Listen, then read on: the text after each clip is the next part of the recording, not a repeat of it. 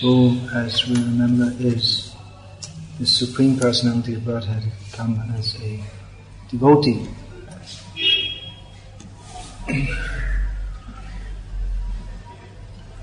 Shachi Mata was not very happy with Advaita Acharya.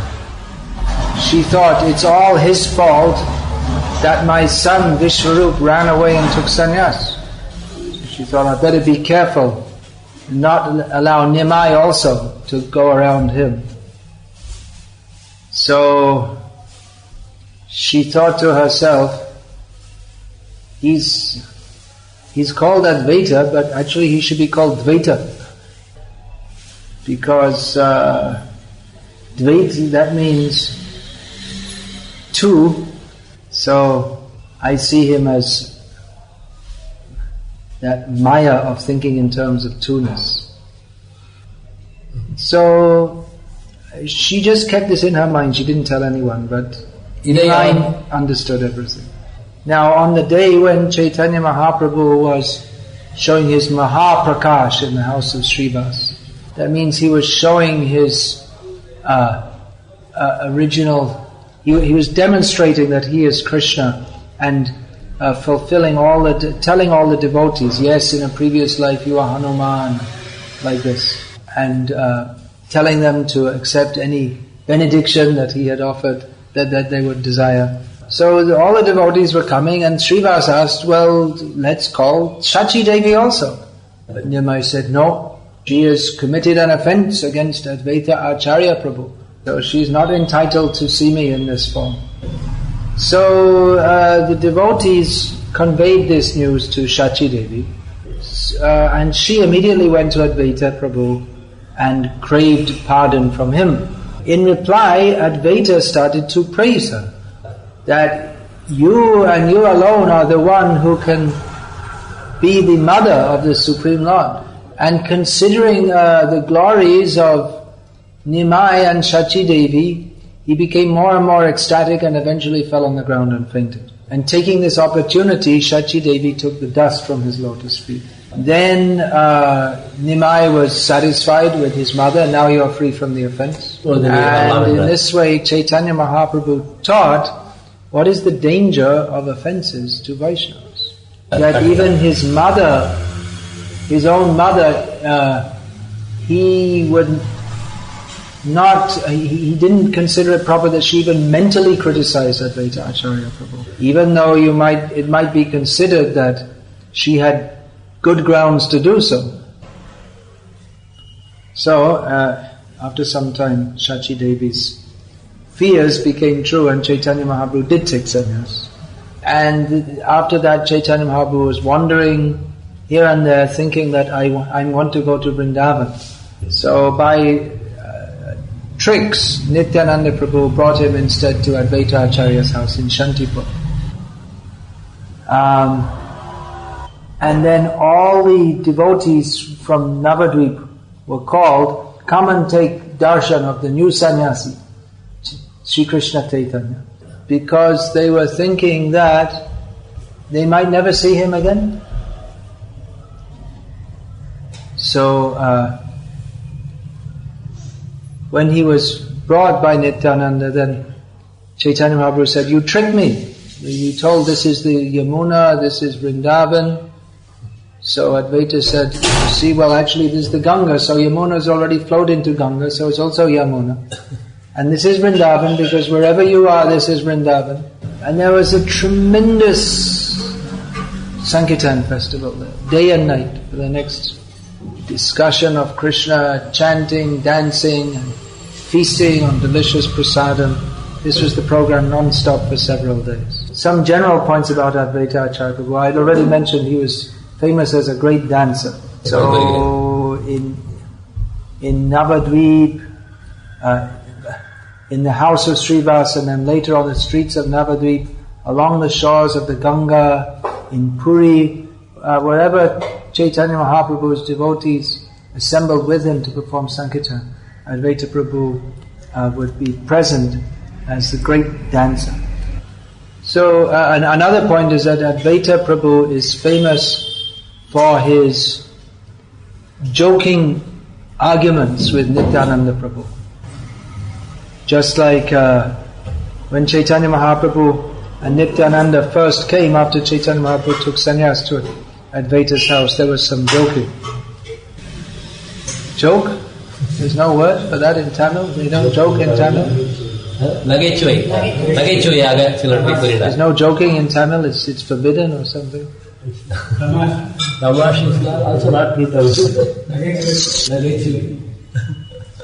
So then Advaita Acharya Prabhu, he prepared a huge feast, enough to feed at least 50 men. But Nityananda said, well, this isn't even enough to half fill my belly. What's the use of you inviting us if you can't even feed us properly? Advaita Acharya said that now I lost my caste because I invited you to my home. You're just a reject Paramahamsa. He said, I lost my caste having you eating in my home. And he said, you're just a reject Paramahamsa. Rejected Paramahamsa. So in this way, Nityananda and Advaita used to joke by making mock insults with each other. So shortly after this, Mahaprabhu left Shantipur to make his base at Puri. And Advaita Prabhu and all the devotees were plunged into the ocean of separation. And but there was a practice that they used to go to, the devotees from Bengal would go to Puri to spend the 4 months of Chaturmasya with Mahaprabhu in Puri. So it seems that Mahaprabhu was traveling the first 2 years that he went to Puri. He didn't stay long, then he went to South India. So after 3 years they first went, and then every year, almost every year they would go. And Advaita Prabhu would go with all the devotees and participate with Mahaprabhu in all the different pastimes. There are once Advaita Prabhu happened to mention in the presence of his son Achyutananda that Chaitanya Mahaprabhu's guru is Keshav Bharati. So this time Achyutananda was 5 years old, but he protested. How can you say that anyone is the guru of Chaitanya Mahaprabhu when he is the guru of everybody? Another of Advaita Prabhu's sons was Gopal Mishra. Now, every year before the Rath Yatra, Chaitanya Mahaprabhu and his devotees would clean the Gundicha temple. And once during this cleaning, Gopal Mishra was chanting and dancing in great ecstasy. And then he suddenly fell unconscious. Advaita Prabhu became most perturbed and took the body of his son on his lap. And he was chanting the Nrsimha mantra, but still Gopal was deeply unconscious. So Advaita chanted many different mantras, but Gopal remained unconscious. So all the devotees became very anxious and upset. But then Chaitanya Mahaprabhu put his hand over Gopal's heart and said, "Get up, Gopal, chant Hari." Then Gopal stood up, and all the devotees, with great relief and delight, called out loudly the names of the Supreme Lord.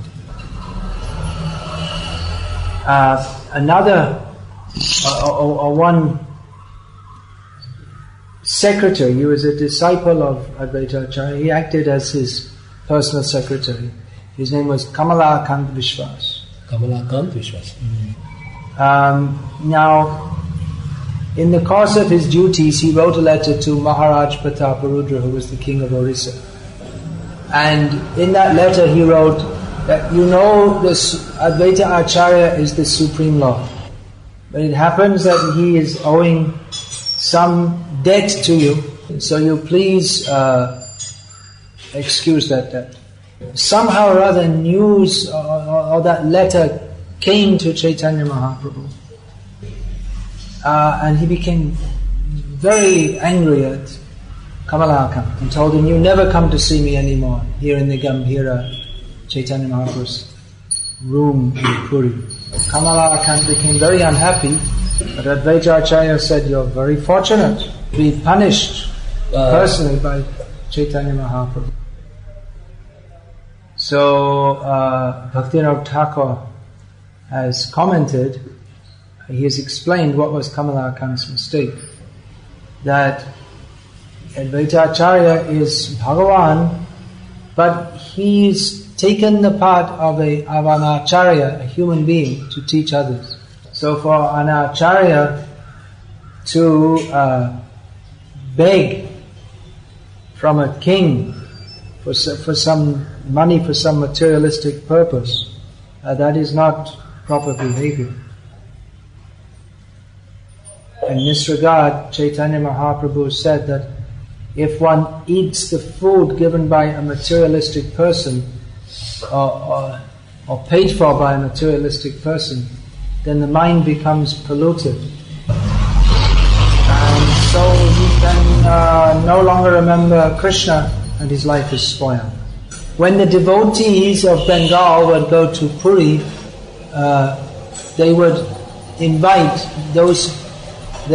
Chaitanya Mahaprabhu to their temporary residences for lunch. So one day Mahaprabhu was scheduled to take his lunch prasadam at Advaita Prabhu's residence. Advaita Prabhu personally cooked and his wife helped by cutting vegetables and so on. So Advaita Prabhu had a desire which he hadn't expressed. Now, you see, when Chaitanya Mahaprabhu would go for lunch, so many sannyasis would go with him. But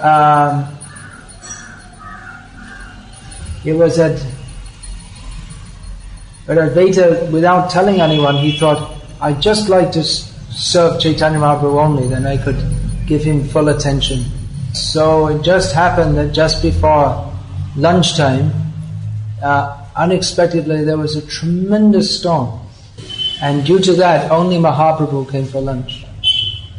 And Advaita Prabhu was praising Indra, who sends the rain. That Indra is a servant of Krishna and he's fulfilling the desires of his devotees. Chaitanya Mahaprabhu himself praised Advaita Acharya by declaring there's so many. Where's that?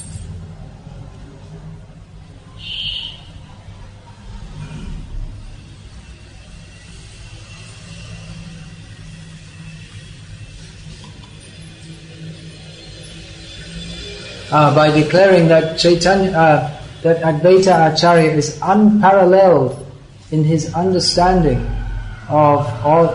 Let's get the beginning.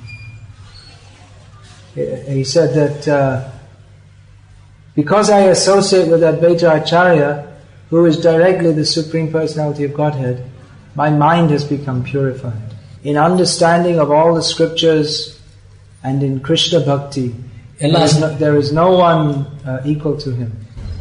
Therefore, he is called Advaita Acharya. By his mercy, even meat-eaters, mlechas, can come to Krishna Bhakti. So, who can describe his power of Vaishnavism?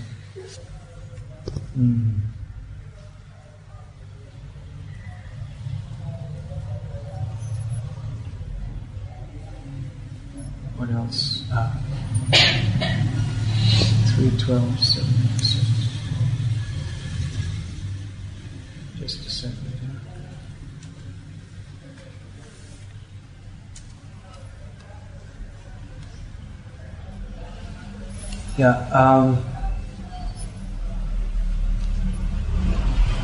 Again, on another occasion, Mahaprabhu praised Advaita Acharya that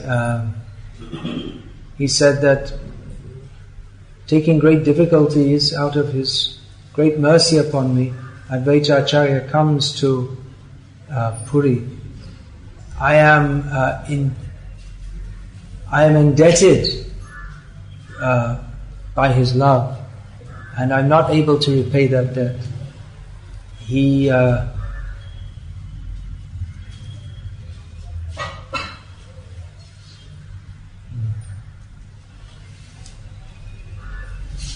Now, we heard how Advaita Acharya called Chaitanya Mahaprabhu. Now, one time,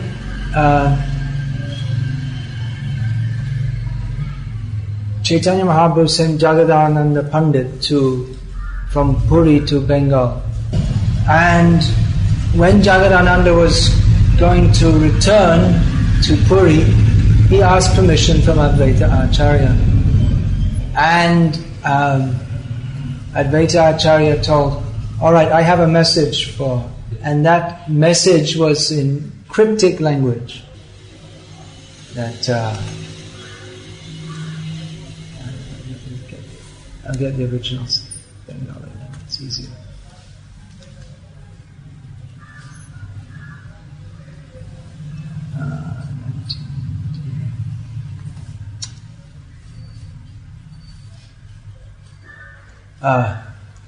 Please tell Mahaprabhu that I'm offering millions of obeisances at his lotus feet. Submit the following request to him.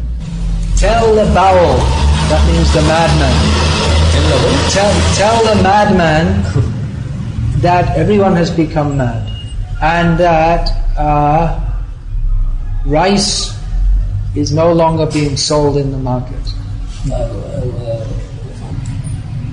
Tell him that there are no more takers in the market,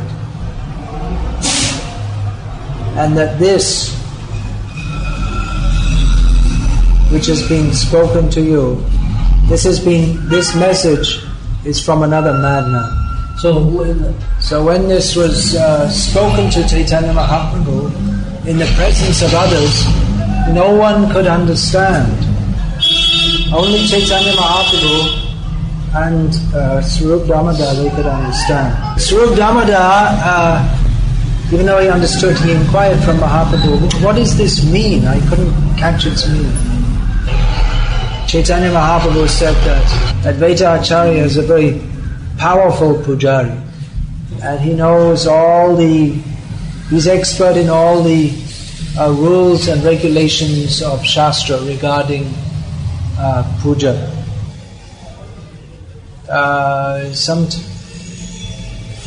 Sometimes he calls a deity for the sake of worshipping him, keeps the deity for some time to worship,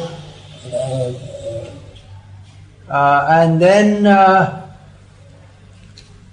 when the worship is over, he sends the deity away. But I don't know what is the meaning of this message, nor what is in his mind. Advaita Acharya is the greatest mystic, and he's very expert in writing sonnets or riddling rhymes. I can't understand the meaning of this. All the devotees were astonished to hear this. And Swarup Damodar, he became... Because what actually the meaning is that Advaita Acharya called Chaitanya Mahaprabhu and he told that now it's time for you to go. Hare Krishna. Hare Krishna. What happened after that? After that, Chaitanya Mahaprabhu became more and more ecstatically absorbed, and eventually he passed away. Although it actually seems it was some years after he received this.